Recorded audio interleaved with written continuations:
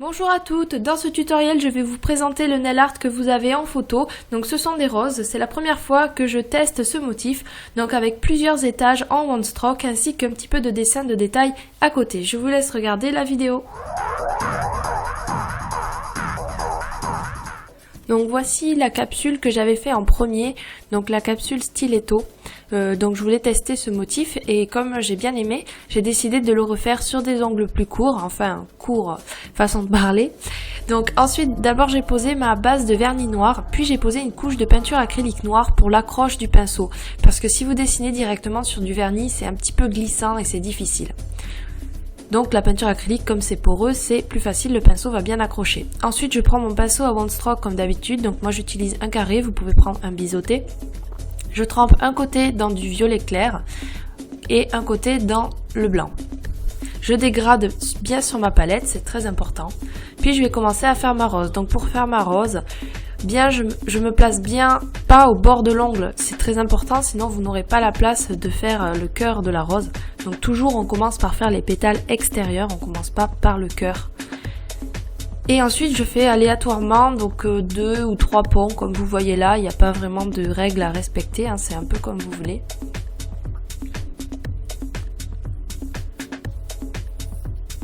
Donc toujours en one stroke, je laisse sécher et je pose 2 couches pour vraiment bien avoir la bonne couleur, surtout que là on est sur du noir. Et je refais donc la même chose. C'est vraiment bien important de super bien dégrader votre peinture sur la palette, parce que si vous trempez mal votre pinceau ou que vous dégradez mal, que vous mélangez tout, alors votre rose elle ressemblera vraiment à rien. Il faut qu'il y ait quand même bien la délimitation entre les deux couleurs. Sinon ça peut faire très vite chargé. Ensuite quand c'est sec, je fais les couches plus à l'intérieur. Donc en fait moi j'ai refait à peu près la même chose qu'au-dessus mais un petit peu en dessous. Donc pas totalement sur le blanc, sinon ça sert à rien. Mais dans le violet, mais non, pas non plus trop loin, parce que sinon ça va faire bizarre.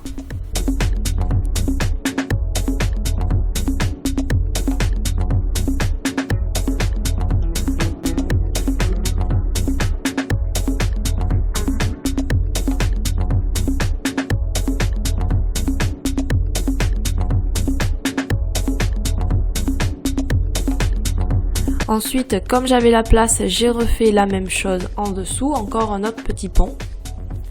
Et pour faire le cœur de la fleur, donc moi pour faire le cœur de la fleur, j'ai fait une petite spirale au milieu. Donc pour faire une spirale, je fais comme vous avez vu avant, un pont vers le haut. Puis ensuite, il me suffit de faire 2 petits ponts vers le bas. Donc un qui part du milieu et qui rejoint le côté. Et l'autre, donc en dessous, qui déroule toute la spirale, comme vous voyez que je fais là. Et donc ça vous a créé une spirale. Une fois qu'on a fait le cœur de cette rose, on va faire les côtés.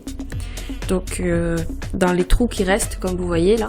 Donc j'ai fait 2 petits ponts.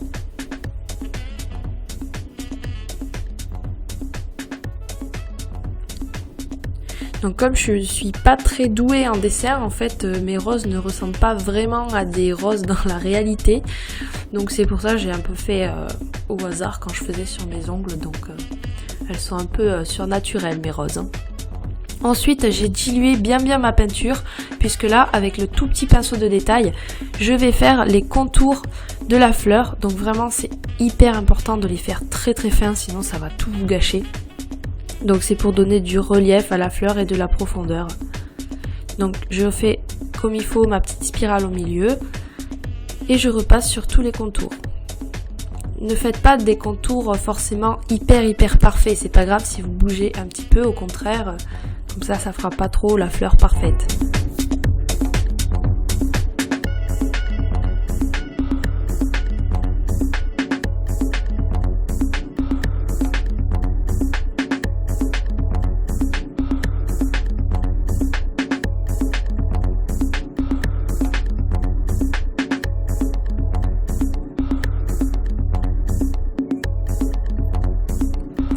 Ensuite je fais les dessins de détail, donc si vous faites ce nail art sur des ongles courts, je vous conseille de pas trop en faire parce que sinon ça va vraiment faire charger. Donc ne faites pas les arabesques et les feuilles, juste quelques gouttes et des petits points comme vous allez voir. Donc je fais mes arabesques, je pars de l'intérieur de la spirale et je déroule, vraiment sans appuyer. Ensuite, je vais ajouter des petites feuilles. Donc, pour faire des feuilles, avec mon pinceau, j'écrase puis je relâche. Je fais pareil de l'autre côté en laissant un trou au milieu.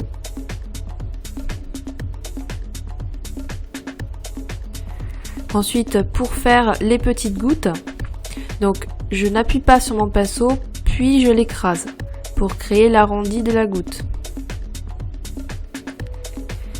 Et dans les tout petits espaces qui restent, j'ajoute des tout petits points avec un minuscule dotting tool.